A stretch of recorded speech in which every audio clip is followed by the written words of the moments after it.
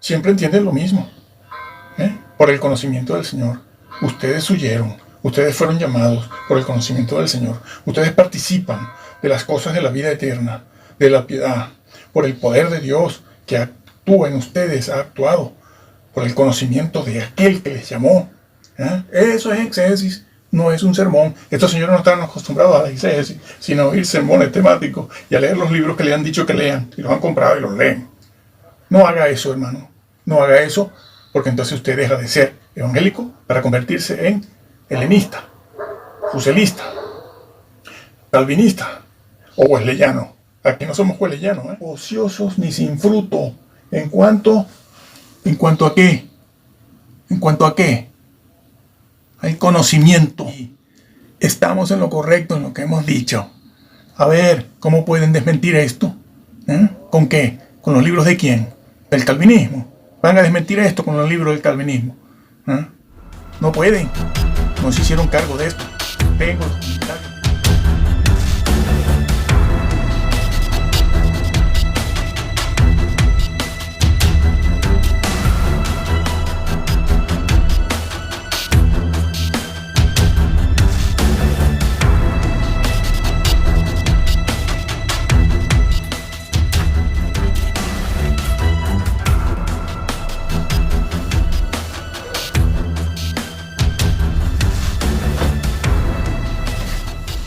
Respuesta. O mejor dicho, vamos a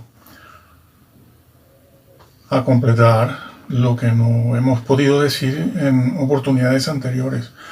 Hoy nos vamos a concentrar solo en algo que mencionamos la vez pasada, en 2 de Pedro, pero que no pudimos detenernos en eso, el vocablo conocer, conocimiento, por el conocimiento. No nos pudimos detener en eso porque nuestro propósito no era explicar eso, sino más bien hacer ver lo que significa el versículo 9 y 10, lo que está dicho allí, ¿no? Procurad pues hacer firme vuestra elección y vocación o llamado y elección, pues haciendo esto no caeréis jamás, ¿vale? Ok, bueno, he puesto lo que vamos a ver hoy, porque algunos me lo han pedido. Lo que vamos a ver hoy está puesto en esa pizarrita. Nosotros hacemos muchas cosas así fuera de este momento, ¿no? Cuando yo explico la palabra de Dios en otros lugares, en otros sitios y en la iglesia, en el templo, yo empleo muchas cosas gráficas. Alguien pidió que pusiera esto por lo menos para saber de qué estamos hablando y lo he puesto ahí, ¿no? Eso vamos a ver, sí. Conocer. Vamos a basarnos en eso solo. Si alguien quiere saber algo más, lo ve en los vídeos anteriores que hemos grabado, porque aquí no vamos a repetir otra vez lo mismo. Esto es una exégesis, no es un sermón, no es un mensaje. Confunden. Ni es un sermón, ni es un sermón temático o un tópico que estemos trayendo. Es algo, es parte de una exégesis, parte. La exégesis es más completa, tanto que es exégesis. No es un mensaje, no es un sermón. Una vez que hayamos hecho la exégesis, esto que estamos haciendo, sabremos cuál es la verdad que dice el versículo, o los versículos o la carta. Y en base a eso usted prepara después un mensaje. Puede ser temático, puede ser un tópico, puede ser algo de corte moral, puede ser de algún otro tipo, pero respetando la exégesis, que es lo que no hace casi nadie de todos estos que van por ahí. Bueno, vamos al grano de una vez. Segunda epístola del apóstol Pedro. Segunda. Bueno, vamos a entrar de cabeza en el capítulo 1, versículo 3, perdón. Dice allí, como todas las cosas que pertenecen a la vida y a la piedad. ¿Qué debe entenderse por esto? Entonces, dice aquí el versículo 3, como todas las cosas que pertenecen a la vida y a la piedad nos han sido dadas. ¿Qué cosas? Todo lo que pertenece a la vida y a la piedad. Dos palabras aquí. Ustedes pueden hacerlo, ustedes deben hacerlo en casa. La palabra vida, bueno, es evidente. Se está hablando de la vida, vida en abundancia, vida nueva, la vida en el Espíritu, que solo se obtiene cuando la persona recibe el Espíritu Santo, el dador de vida. El don de Dios es la vida. La promesa que nos ha hecho y la esperanza que tenemos es esa. La esperanza de la resurrección, ese vocablo esperanza, se utiliza siempre vinculado en el Nuevo Testamento a la resurrección. Y cuando aparece la palabra promesa, que nos ha prometido Él, la vida eterna, esperanza de vida eterna, la resurrección, eso es lo que está aquí en la Biblia. Ese vocablo esperanza y ese vocablo promesa siempre están vinculados a la resurrección y a la vida eterna. Esa es la promesa, no es otra. Bueno, algunos creen que está hablando aquí de eso. Todas las cosas nos han sido dadas. Las cosas espirituales de la vida eterna ahora. La vida y la piedad, por cierto, este vocablo piedad, para aquellos que siempre andan diciendo usted no peca. Y los que están en este momento en un estado de desesperación con sus maestros calvinistas porque sienten que no pueden dejar de pecar. Aquí se los vamos a explicar ahora, parte de ello. Bueno, así que esa palabra piedad que aparece aquí es un vocablo que habla de un comportamiento moral justo. Si vuestra justicia no fuere mayor. Ya eso lo vimos en Mateo. Sí, para los que están preocupados porque algunos creen en la ley moral, nos han preguntado y les hemos dicho, vea usted el vídeo de la ley moral. Bueno, piedad, sí, piedad es vivir una vida íntegra. Hay que ser íntegro. El cristiano debe ser íntegro. Bueno, todas las cosas que pertenecen a la vida y a la piedad nos han sido dadas, se incluye el apóstol Pedro y también está incluyendo allí a los que les escribe él. Les escribe. Porque cuando les leían esta carta, ellos lo escuchaban. De allí que en aquella época era principalmente verdad aquello de la fe viene por el oír y el oír la palabra de Dios, porque no habían libros, señores. No habían libros, no habían imprentas. Poca gente sabía leer y escribir, claro, poca gente. Entonces había que leer la palabra de Dios. Esta carta fue leída. Y ellos la escucharon. La fe viene por el oír, no todas esas cosas que ustedes van oyendo por ahí, sino la palabra de Dios. Bueno, nos han sido dadas. Él se incluye y también incluye a los que le están oyendo o les van a oír. Les han sido dadas por su divino poder, claro, su divino poder. ¿El poder de quién? Ahora lo va a decir. Pero su divino poder, ¿por qué? Porque esas cosas no pueden ser, no se pueden tener, recibir, ni usar si el Señor no te las da. Hace falta el poder de Dios. Hace falta el poder de Dios para tener estas cosas que pertenecen a la vida y a la piedad. Que Él dice que las tiene Él y a aquellos a los que les escribe. Vamos a ver quiénes son estos.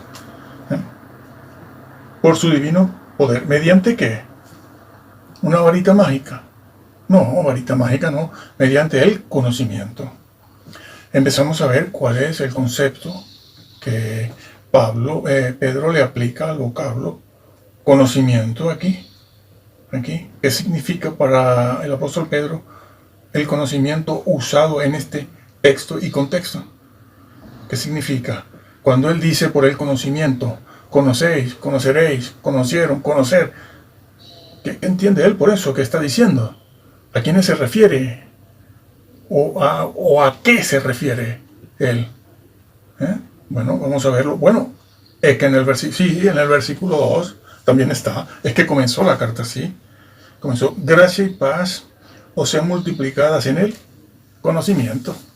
Es que empezó, bueno, no solo eso, no solo empieza con ese vocablo que ahora vamos a verlo en el original, sino que termina.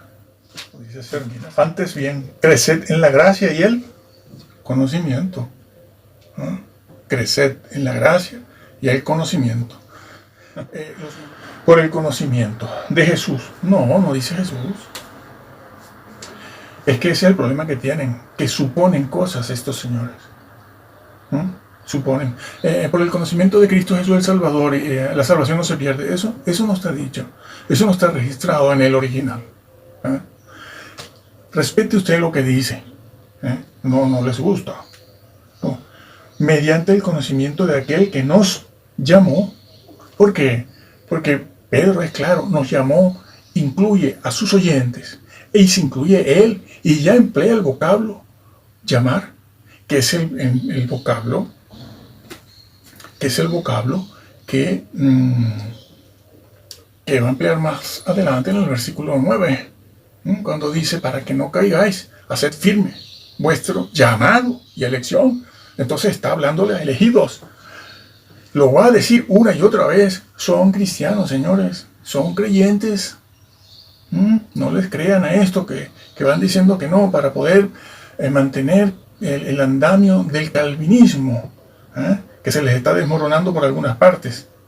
Se les está desmoronando, porque claro, la Biblia lo dice. Y no todos los creyentes hoy en día se lo tragan todo. ¿Por qué? Porque la verdad la tenemos a mano como nunca antes. Entonces lo está diciendo. Lo está diciendo. Fuiste por el conocimiento de aquel que nos llamó. Por su gloria y excelencia nos llamó. Ahora es cuando debemos decir, ¿quién es aquel que nos llamó? Dios Padre y el Señor Jesús. Porque va más adelante, va a referirse a que quien les llamó fue el Salvador, Jesús. Porque pudiéramos pensar que es el Padre. Pero en el contexto se nos matiza eso que es verdad también. El Padre llama. Nadie puede venir a mí si el Padre no le trajere. Que lo interpretan como que eso es predestinación. También, bueno, claro, si empiezan por ahí, usted puede entender lo que le dé la gana. No se puede alterar el orden. Entonces, cada quien va a creer lo que quiera de cualquier versículo. Aquí se está diciendo eso, mediante el conocimiento de aquel que nos llamó. Pues ya está, ya los ubicó en el llamado. Ya está. Ya los ubicó en el llamado. Y ahora en el versículo 9 se los va a decir, procuren ustedes, los llamados, los que fueron llamados por aquel que nos llamó, procuren hacer firme ese llamado y esa elección para que no caigáis. Caer significa caer. Eso ya lo explicamos en los videos anteriores y muchos lo han agradecido. Sépase, bueno, que se les explique porque claro, están confundidos. Porque los calvinistas son capaces, hemos visto la semana pasada, una persona que citaba estos versículos y seguía de largo, no los explicaba.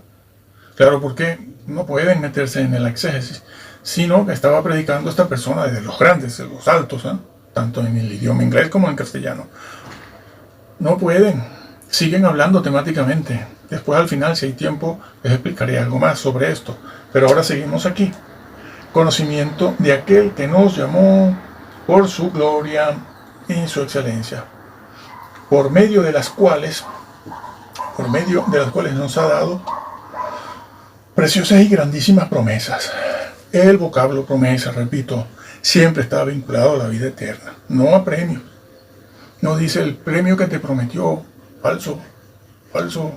Las promesas son las promesas de resurrección y vida eterna. Eso es lo que está en la Biblia. Bueno, lo pueden comprobar con una concordancia, sin saber griego. Grandísimas promesas, para que por ellas llegaseis a ser, esto ya lo explicamos en el video pasado, participantes de la naturaleza divina, habiendo huido de la corrupción que hay en el mundo. Fuisteis participantes de la naturaleza divina. Eso ya lo explicamos, pero voy a hacer referencia a otra cosa. Esta palabra participar del Espíritu, es la que se encuentra tanto en Hebreos 6, dicho por Pablo, 6:4, como en Hebreos 10, en Hebreos 10 también, a partir del versículo 23. Lo dice allí, incluso llega a decir allí en el capítulo 10, el versículo 23 o 25, dice que han cometido, algunos ya lo habían hecho, una blasfemia contra el Espíritu Santo. Lo dice allí. Eso ya lo explicamos en los vídeos anteriores. No lo repetiré. Pero aquí Pedro también lo dice. Y si ustedes han participado del Espíritu Santo, se han implicado con él. Bueno, pero sí nos vamos a detener en esta frase: habiendo huido de la corrupción que hay en el mundo a causa de la concupiscencia. Muy bien. Habiendo huido, ellos se habían huido de la corrupción en general. Miasmas, creo que sí, miasmas. No sé si este vocablo en alguna oportunidad pasó al castellano o se usó en una época mucho en castellano, transliterado. Bueno, es igual, no tiene mucha importancia. Lo importante es qué dice aquí, qué significa y las consecuencias. Entonces, habiendo huido, ¿quiénes huyeron? Estos señores que son creyentes, estos que fueron llamados, estos que han recibido todas las cosas que pertenecen a la vida y a la piedad. Lo está diciendo, señores. Sí, son fortalezas. La fortaleza, son fortalezas, no es simplemente una secta herética, son fortalezas que vienen de arriba, y eso no les permite ver esto. No se los permite, no. Está la fortaleza de los ruselistas. Ahí no hay quien, ya puedes tú bajarle un ángel del cielo diciendo que Jesucristo tiene deidad, que ellos dirán que no, pero es una fortaleza, en psicología se describe mejor, pero bueno, me gusta la explicación espiritual. Es una fortaleza, te toma, te cambia el chip, y tú no puedes ver otra cosa. Existe la fortaleza del calvinismo también. Los calvinistas no son evangélicos, quieren ser evangélicos. O eres evangélico o eres calvinista, una de dos. O eres ruselista o eres evangélico. O eres helenista o eres evangélico. Claro. Quieren mezclar las cosas, todos quieren hacerse evangélicos. No, el evangelio del siglo XV hacia detrás era otra cosa, era el evangelio. Con errores, sí, con alguna y que otra herejía, sí. Pero no lo que se empezó a ver después del siglo XV. No, nunca. Son verdaderas fortalezas, no es evangelio. Por eso no pueden ir en el siglo I o II.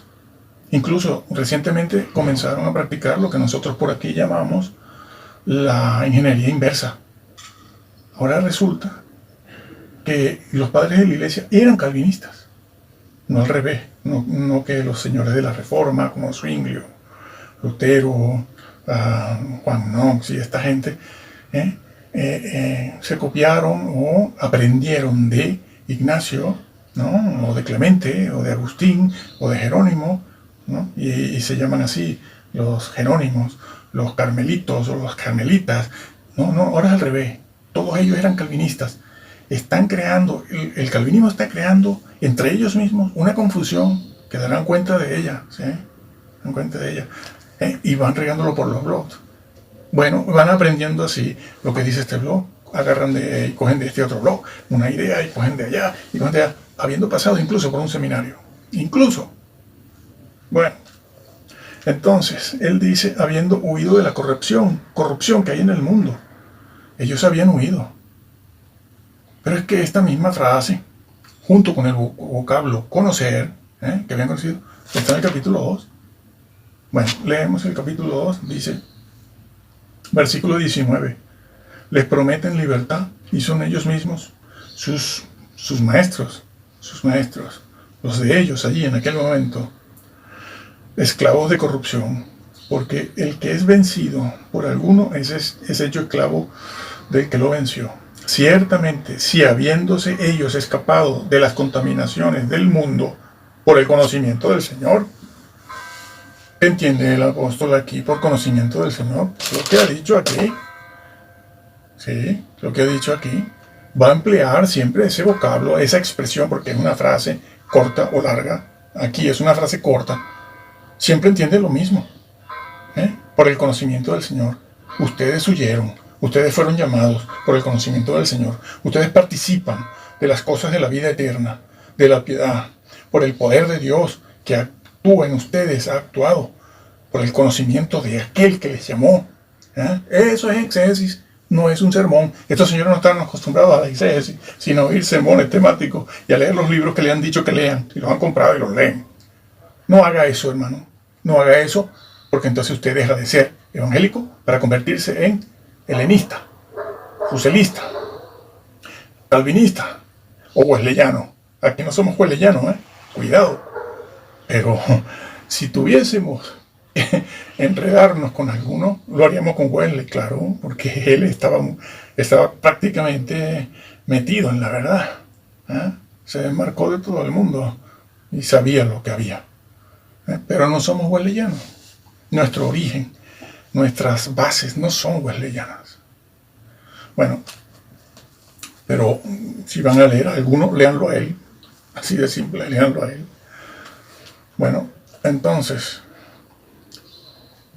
usa esa frase aquí y la usa aquí. La va a usar más veces y lo vamos a ver. Aquí lo dice.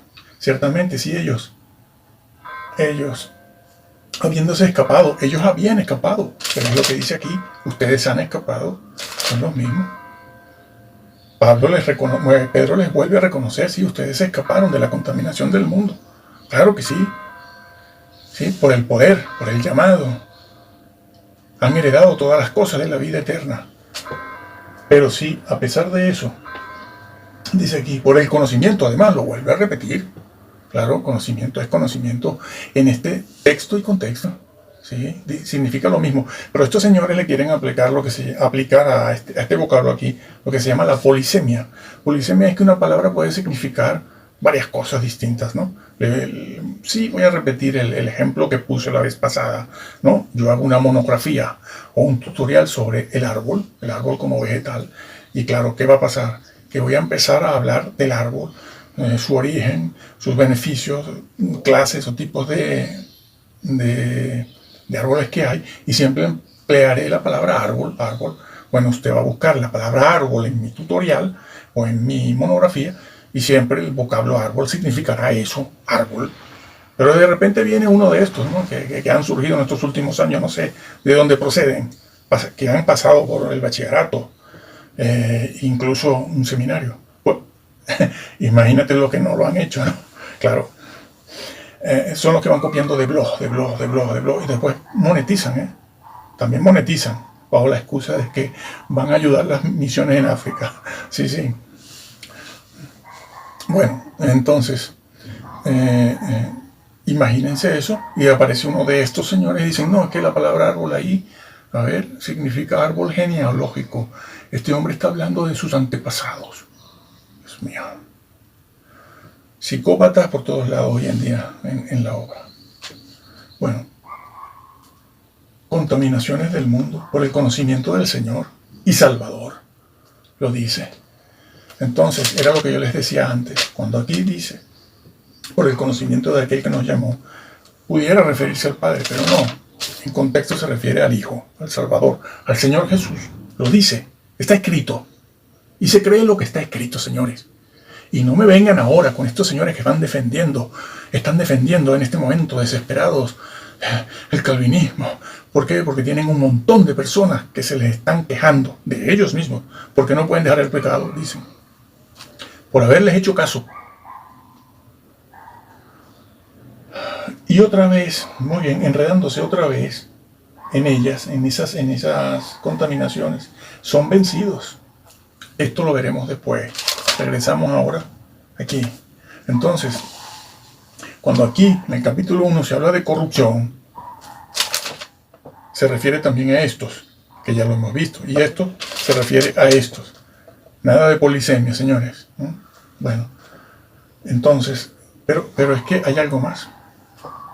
Hay algo más. Cuando él en el versículo 5 dice, vosotros también, bueno, les da un consejo, Pedro les da un consejo. Dice, bueno, es que ustedes tienen que pongan diligencia por esto mismo. Añadid a vuestra fe virtud, y a la virtud, ¿añadir qué? ¿Qué dice?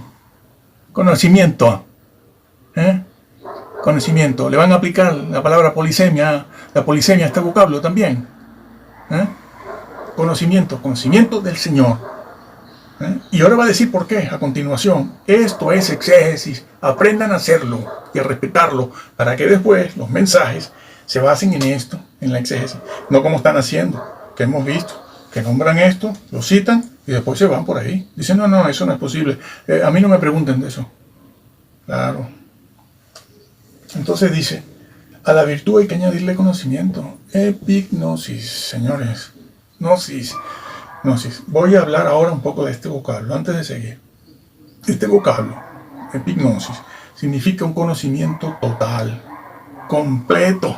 Por eso lleva la partícula, el epi, el prefijo, no solo gnosis, porque pudiera usar el vocablo, bueno, lo usa. Ahora ve, a ver si me acuerdo de en qué versículo usa gnosis solo, para hablar de la sabiduría, del conocimiento, de la verdad, buscar la verdad. Pero aquí no se usa solo gnosis, sino epignosis, es decir, por el conocimiento completo. Ustedes tienen un conocimiento completo. Ustedes tienen un conocimiento completo, totalmente. No se usa este vocablo mucho en el Nuevo Testamento, solo lo usa Pablo y Pedro. Pues unas 20, no sé, 15, 20 veces, más o menos, por ahí. Eso no es mucho, es poco. Bueno, entonces, bueno, eso lo está diciendo aquí. Tienes que añadir el conocimiento. Y ese vocablo, conocimiento, epignosis, significa un conocimiento total. Implica, usado así en este contexto, que es que ellos se habían implicado. Tú no puedes tener un conocimiento completo acerca de una verdad si tú mismo no te implicas. Han sido llamados, han recibido al Espíritu Santo. Las personas se han implicado, saben, son conscientes. Por eso, Hebreos 6 dice, 4, dice, los que fueron iluminados. Allí se emplea la frase que ya vimos en el otro vídeo, iluminados. Claro, fueron iluminados habiendo sido ese participio, auristo, activo.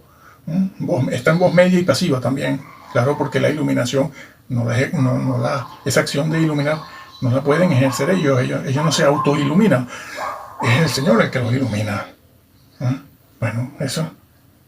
Entonces, aquí epignosis demuestra que ellos se habían implicado en conocer, ciertamente, lo cual demuestra, reconfirma que ellos eran creyentes.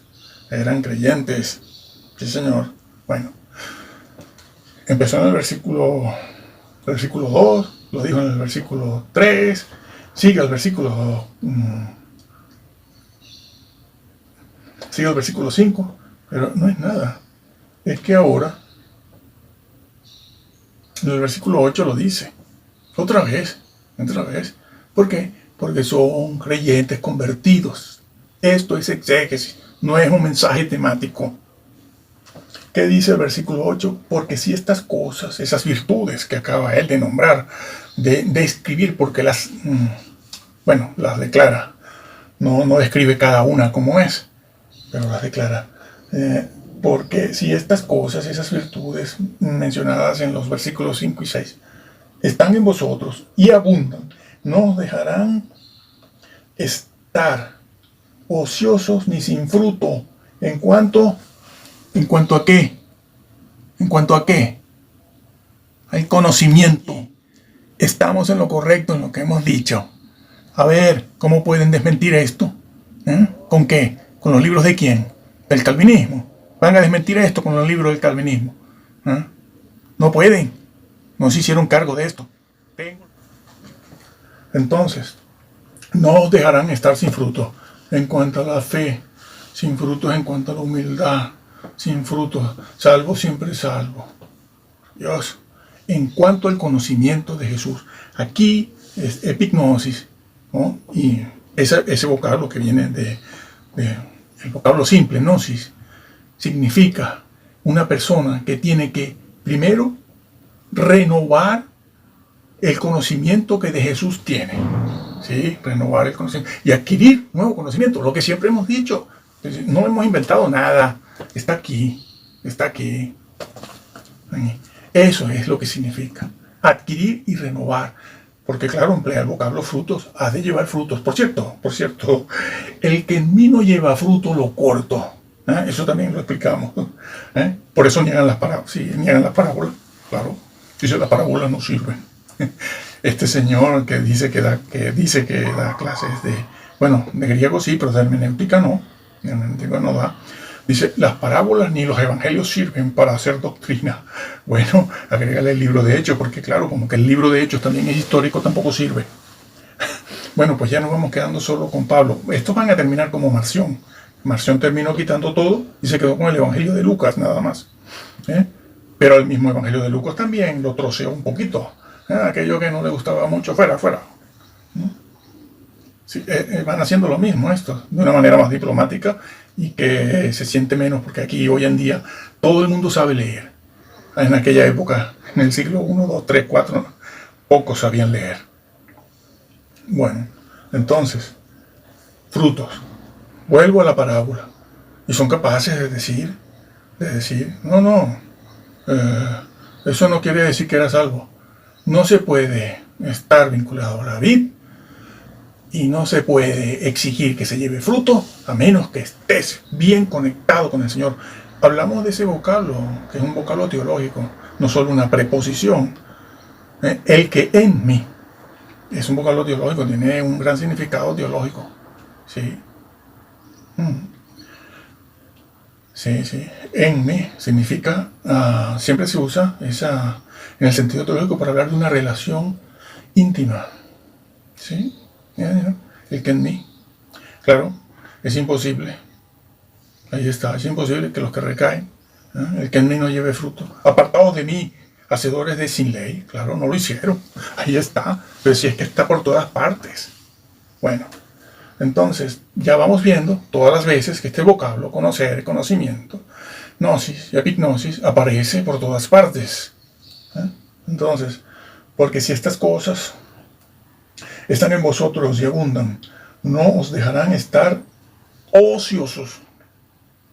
Primero, ni sin frutos. En cuanto al conocimiento de nuestro Señor Jesucristo, no dice más nada.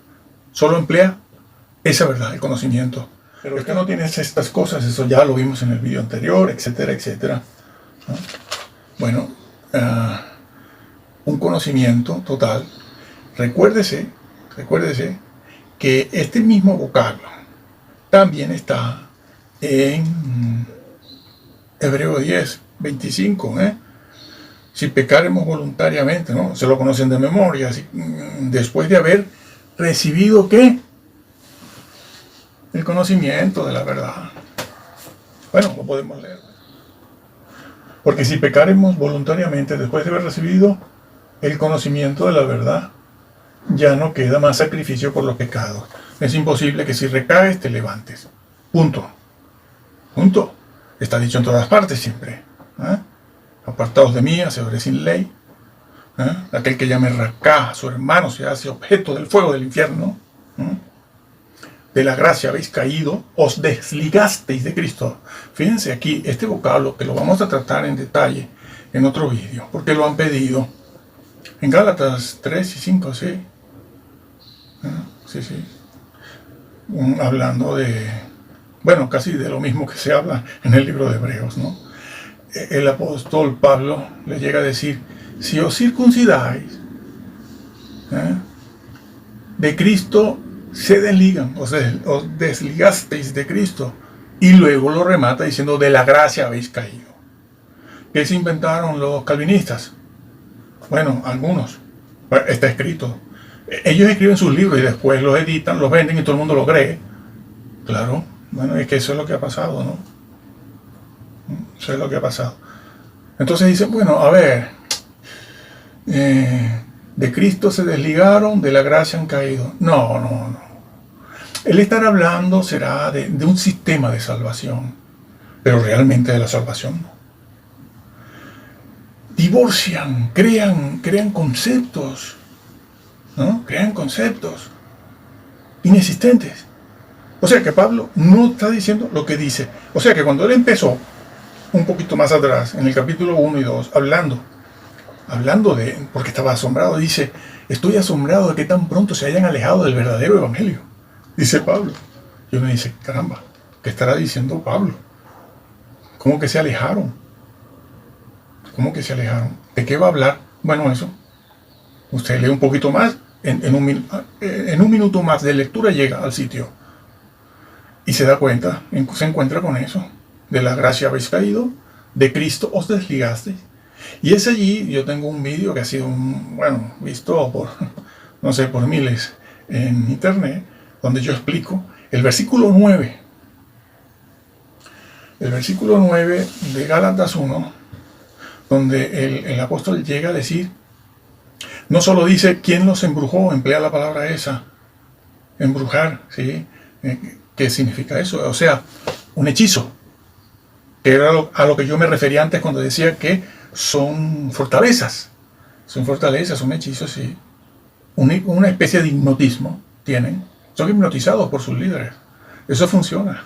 Pablo ahí dice, estoy asombrado de que tan pronto os hayáis alejado. ¿Quién os hechizó? No dice, bueno, es que ustedes han entendido mal, han interpretado mal. No, hombre, no. ¿Quién te hechizó? ¿Quién te embrujó? ¿Esto viene de dónde? Sí, funciona así. Funciona así. Los que están en este mundo del esoterismo, incluso algunos creyentes, saben que esto funciona así, las fortalezas. Y no sales de ahí. No sales. ¿Por qué? Porque tu mente está poseída ya. Imposible. Es imposible. Y punto. Bueno, por estar siguiendo a quienes nos tenían que seguir. Nosotros tenemos vídeos donde lo advertíamos desde el año 2008, 2010. Y lo decíamos. ¿Qué recibíamos? Burlas constantes. Muchos de ellos cayeron. Bueno, y yo venía a el libro de Hebreos, donde les decía esto, por el conocimiento. Ahí está, por el conocimiento. Hebreos 10:25, lo leímos ya, ¿no? Bueno, si se me ha olvidado algo, lo recordaré. En este vídeo estoy hablando de todo. Voy, me meto en el tema que tenemos, salgo un poco, vuelvo, salgo un poco, bueno, para que sepan. Y repito, porque hay hermanos que me han dicho repítalo otra vez, porque así lo entiendo mejor.